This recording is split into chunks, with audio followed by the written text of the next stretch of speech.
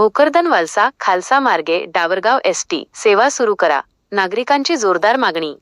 केदारखेडा प्रतिनिधी बी.के. दसाळ. भोकरदन तालुक्यातील भोकरदन वालसा खालसा मार्गे डावरगाव या मार्गावर नवीन व नियमित एसटी बस सेवा सुरू करावी, अशी जोरदार मागणी परिसरातील नागरिकांमधून व प्रवाशांमधून केली जात आहे. या मार्गावर महाराष्ट्र राज्य मार्ग परिवहन महामंडळाची एसटी नियमित व पुरेशी बससेवा उपलब्ध नसल्याने विद्यार्थी, शेतकरी, महिला, ज्येष्ठ नागरिक आणि नोकरदार वर्गाला दैनंदिन प्रवासात मोठ्या अडचणींचा सामना करावा लागत आहे. खासगी वाहनांचा आधार, आर्थिक भुर्दंड.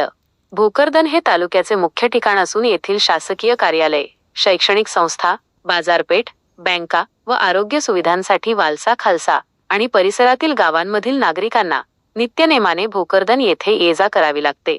मात्र एसटी बसची योग्य सोय नसल्याने नागरिकांना नाईलाजाने खासगी वाहनांचा वडाप आधार घ्यावा लागत आहे. यामुळे प्रवाशांना आर्थिक भुर्दंड तर सोसावा लागतोच, शिवाय शैक्षणिक, वैद्यकीय आणि प्रशासकीय कामकाजासाठी मोठी गैरसोय निर्माण झाली आहे. विद्यार्थ्यांचे शैक्षणिक नुकसान. एसटी अभावी ग्रामीण भागातील विद्यार्थ्यांना वेळेवर शाळा कॉलेजात पोहोचता येत नाही. यामुळे त्यांच्या शिक्षणावर विपरीत परिणाम होत आहे.